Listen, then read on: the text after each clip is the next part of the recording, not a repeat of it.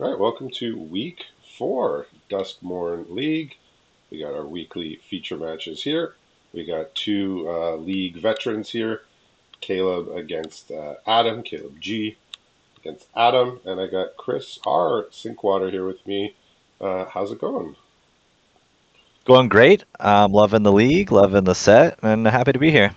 Yeah, it seems like people are really enjoying this set, but also people are enjoying the league and how it was crafted this time around. Caleb's taking a moment here to figure out what to do, but it looks like a pretty clear keep. What's Adam looking at over there? Yeah, so Adam has kept, he's got two swamps, a Terramorphic Expanse, an Osseous Stick Twister, and then we've got a Meat Locker, Vanish from Sight, and Fear of Imposters. So he's pretty set up for a nice little curve here. Yeah, Caleb. I'm not sure why he took so long. It seems like a very obvious keep. He has a twitching doll to start off, as well as Cryptid Inspector, Stay Hidden, Stay Silent, Cathartic Parting, Turn Inside Out, and two islands. So a blue card, a red card, three green cards, two islands, and a mana dork that taps for any color. So seems all right. Of note, Caleb is running at this time an 80 card deck, which is what happens when you decide to open sets that are only Duskmourn, and you win a bunch. So he's up at 80 cards with the mandatory Yorion, but not having a companion to join him here. The speed running to the century mark, huh? Yeah, Adams, I believe I checked before. He's at 68 cards, so a little, above 60, but not nothing too crazy. I'm guessing at 9 losses, he's mostly added Duskmorn. I mean, I don't know, maybe he has other cards, maybe he has other sets, but I know Caleb's been one of the proponents of just doing the Duskmorn thing. Yeah, it looks like he's got a little bit of everything. He had a choice here to know where to run the doll away, and he chose to tap it down to be a little more efficient on his mana. Yeah, he can kill it off later if he wants. He just might as well just make the most mana efficient play here. Caleb's got the Cryptid Inspector here. We'll see how many face down creatures he can produce. He is in the colors to be doing that. And we did see the other time he was in the future match, he had a 70 something card deck, and he was just churning through it with his threats around every corner and card draw, and he was just and Bookworm, the Oblivious Bookworm. Yeah, he was churning through the deck from my memory. Yeah, I played him last week, and that is an accurate portrayal of how our match went down. Yeah, well, that's why he's winning. That's why he's up at Yeah. 11-4, and you know he may be awaiting. I don't know how many wins he's strung together since his last loss, but there may be more packs coming, I suppose. But he's at 20 above the original, so I guess that means there's one of his wins that hasn't been added yet. I think that's right. Yeah, he's on a one win streak. So I think he's considering getting rid. Okay, I was gonna say maybe he was gonna get rid of the Scarecrow, but he decided he's gonna deny Adam the card draw here with the Cathartic Parting. Yeah, I noticed that he's missed his fourth land drop, and so maybe trying to choke him a bit here. Yeah, and I mean, I don't think Adam would particularly want to draw that again. I mean, it does get shuffled back in, so I think more in 40 card limited, there's a possibility that there's a bigger possibility that you redraw the card that got shuffled, but not as much here in our realm. Yeah, so Adam's priced into probably a removal spell here. He drew a slice from the shadows, which he can cast for 2, and he's still got the nowhere to run. Mm. Probably feels like he needs to do something here. Wow, those two cards are definitely not made equally. 3 mana for -2/-2, or 2 mana for -3/-3. Well, I mean, Slice from the Shadows is it's a bit more flexible, but definitely a worse card. Yeah, We decided for to just get sure. rid of the Twitching Doll. We got a Flesh Burrow here in hand for Caleb, which he'll play this turn, and he's got the Bedhead Beastie, which is that 6 mana Mountain Cycler.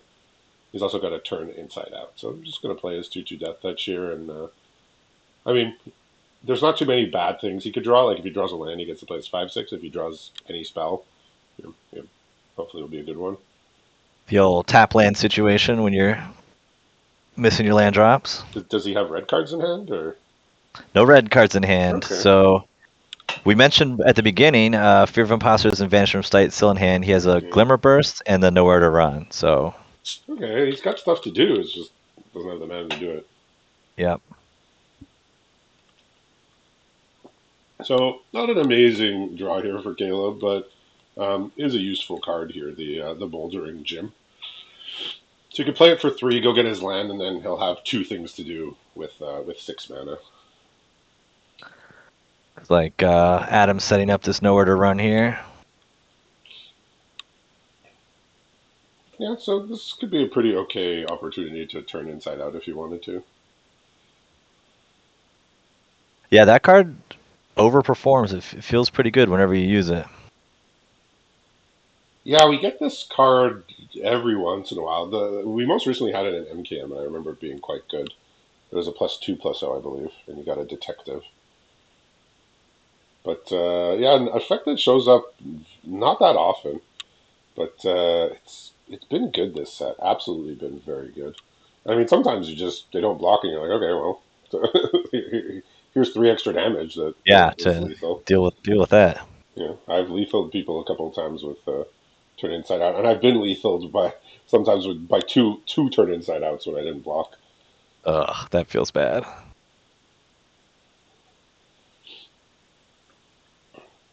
Okay, I mean, this looks like it's the current situation's favoring Caleb here. He does have stuff to do with his mana. I assume Adam's going to use one of his 4 mana instants, perhaps. Yeah, we'll see if he wants to draw cards or put the manifest on Vanish from Sight here. I Yep, he's just gonna see imagine what he's got. imagine draw the cards. I mean, he could take 5 once if he needs to. It's not the end of the world. All right, he's got another mountain here. Did not draw land off the Glimmerverse. That was for a turn. Okay, well now his mana is pretty seems to be pretty well set up. He has two of two of every color here, black, blue, and red. Just another Belmerk Leech. Yeah, this card. I mean, if you need a 2-drop, I guess it's okay, but not been an impressive performer too much. No, and we haven't really seen him being super heavy on enchantments either. But maybe that is the theme.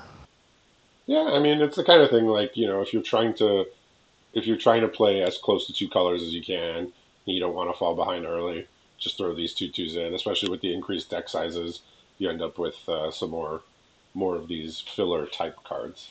Like I've never seen somebody just like play 3 of them and then just like you know activate it every single turn or trigger it every single turn. I'm waiting for that Right. day, but haven't seen it yet. Yeah, the Ripper off the top here for Caleb was good. I mean, that's another card that feels to me like I only really wanted in a Rakdos deck, but it looks like he's made perfectly fine use of it here. Yep. Well, we've got a sequel about to come down. Is it more Leech? It is more meat locking. Oh, well, maybe it was the same one. May have made its way back up. Looks like there's two in the pool. Okay. Yeah, that's been a card that was. I mean, I think people got caught onto it pretty fast, but still surprising how well this card performed. Um, Yeah, it just does exactly what you want it to do.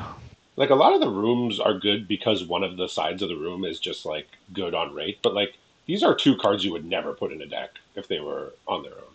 You would never pay 3 mana to just to stun one thing, and you would never pay 5 mana just to draw 3 and discard one. But the combination of the two and the fact that it's an enchantment for all the things that it triggers, card's just been really really good.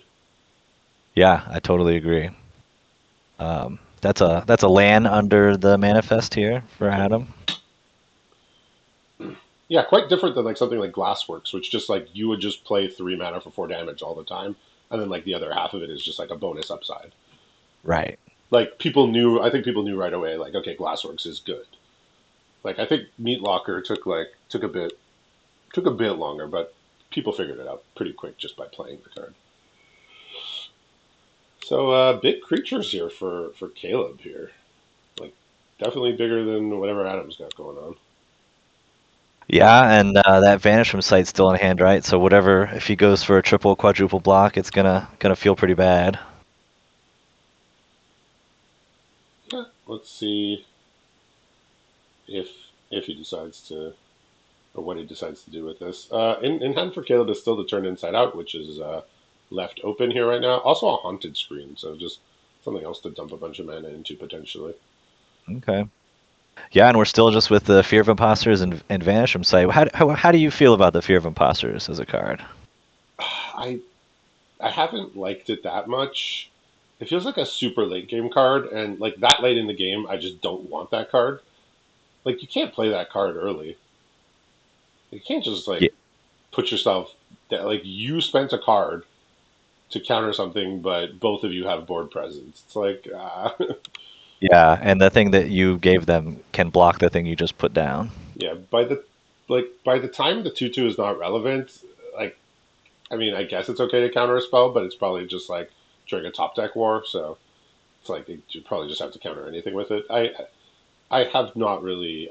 I started very low. I've come up slightly, but yeah, hasn't been a great one. I mean, triggering Eerie at instant speed is always nice. Like I've actually played it quite a bit, and sometimes I just flash it and just trigger my Eerie.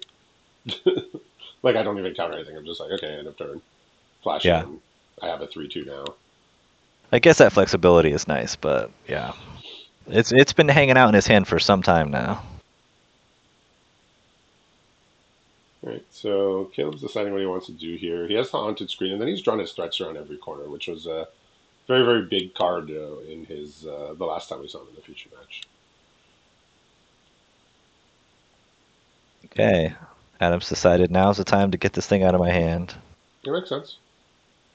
Yeah, I mean that's a pretty good trade. You know, a 7/7 coming down eventually. We'll see what he gets underneath He's the got a manifest tried here. he's got a flesh burrower, so another one of those 2/2 death touch that we see on Okay. his side. I think he's deciding if he wants to do threats or hold up turn inside out. I don't know what holding turn inside out like that. Like you could do that later.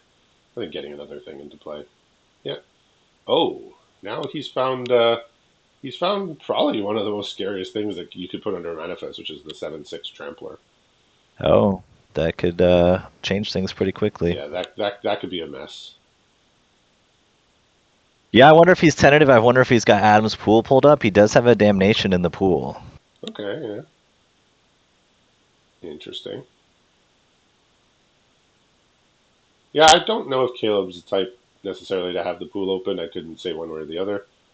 And now, after all of his manifesting, he's drawn his oblivious bookworm, but he's not. He's given the 7/6 death toucher. So when he flips it up, it'll be death touch trample, which is going to be a big load Just a of damage here. back-breaking combination. I don't think Adam can reasonably block. Yeah, Adam's like, I don't know what's under there, but I'm scared. And he says, "How about I put you to one and put you to negative life with the turn inside out?" Yeah, that's usually like manifesting something like branch snapper is just it's so good because either you just blow out your opponent's block or you just seven. You just get to deal seven out of Yeah. nowhere. It's like there's no bad part of it unless they have like a death toucher or something. Yeah, so this looks similar to his earlier deck, which was mostly a green red deck with a few blue cards. It's pretty much the same.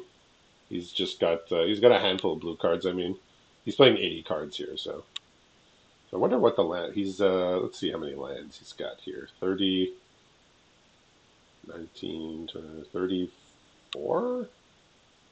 I guess that's right. I don't know the proportions. Yeah, it's so tricky. Adam's on 28 lands for 68 cards. Okay. Yeah, again, I mean, there is like somebody set up a site where you could go and figure it out. You could also just do the proportions yourself a lot of the time if you really wanted to. Like if I ever have to play with a weird deck size, I just shorthand. I know that 17 lands in 40 is 42.5%, so I just try and get as close to that as I can. Yeah, that's what I've been doing too. I've also been trying to stay around 60 so I don't have to make crazy decisions. Yeah, I think I mean we could see from looking at the top eight, most of the people have large decks, but I don't know if that's a product of them. I don't know if that's a product of just them being having a good pool and winning, or staying Duskmourn and that's the reason why they're winning so much. Not sure. Could be a bit of both. Yeah. Yep. Could be. The red splash here in Adam's pool is for a chainsaw. It seems to be the only red Okay. card he's got. Yeah, because I've seen cards from all the sets. I mean, the MKM cards have kind of impressed me just because they're kind of like strong individually. They don't play into that much of what the set's doing aside from the face down stuff. Theros has impressed me just because of all the enchantments. And the Yeah, Innistrad sets have kind of been sort of like a flop, I think, for the most part. I would agree. Yeah, same. I mean, you see the cards in people's decks, like they're fine, but they don't like thematically. They're not really gelling. I don't find. I mean, you get some self mill and stuff in Delirium, but I mean, Duskmourn does that just fine, and Theros does a lot of self mill too, which also provides enchantments where those sets don't. So Absolutely. what's Adam's hand looking like here after that mulligan? So he kept his island, two swamps, a vaulted, sorry, stocked researcher, fear of falling, nowhere to run, and he threw back that fear of imposters we talked about in the last game as his mulligan decision. Yeah, that's a card you really don't want in your opening hand very much. Yep. All right, so Caleb is gonna respect this little 3/3 here, which this card's been quite good. Um, Normally, this like we get this seems like every 2 or 3 sets, like a 2 mana 3/3 defender that can attack if you did something. And usually they're pretty bad, and this one has been good.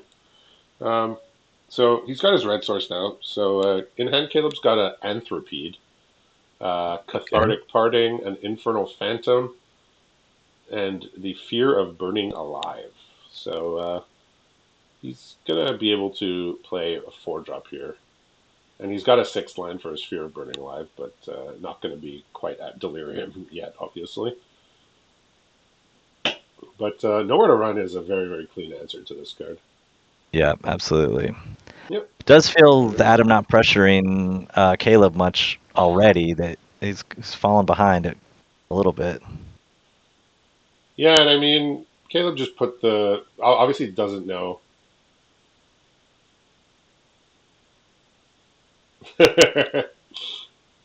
Caleb apparently wants to gain a life from the Infernal Phantom dealing -1 damage to somebody, to target any target.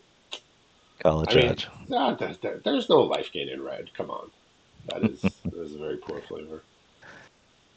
Yep. So there is a Scorching Dragonfire, so I misspoke. I couldn't see any more of the 2 drops, and I also Okay. saw in his mulligan hand that he had a Disturbing Mirth in there too. So there are other red cards in here, which is unfortunate given the land situation that we see right now. Yeah, so he's going to play threats around every corner here.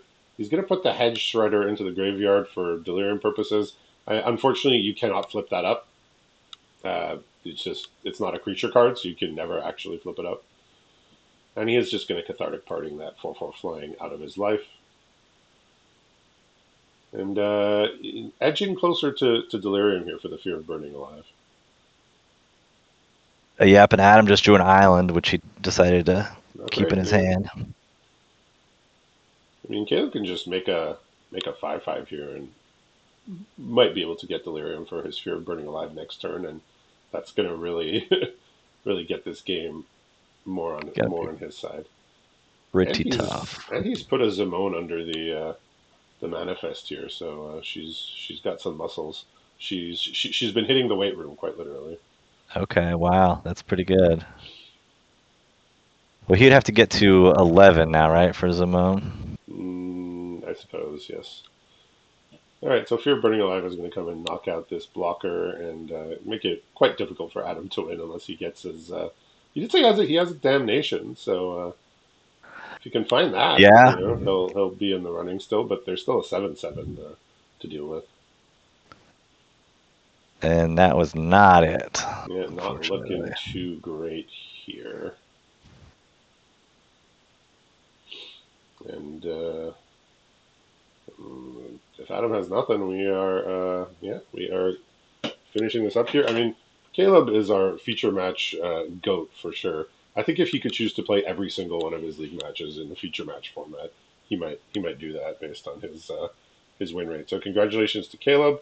and we'll be back in a few moments to watch him battle the demon Valgavoth.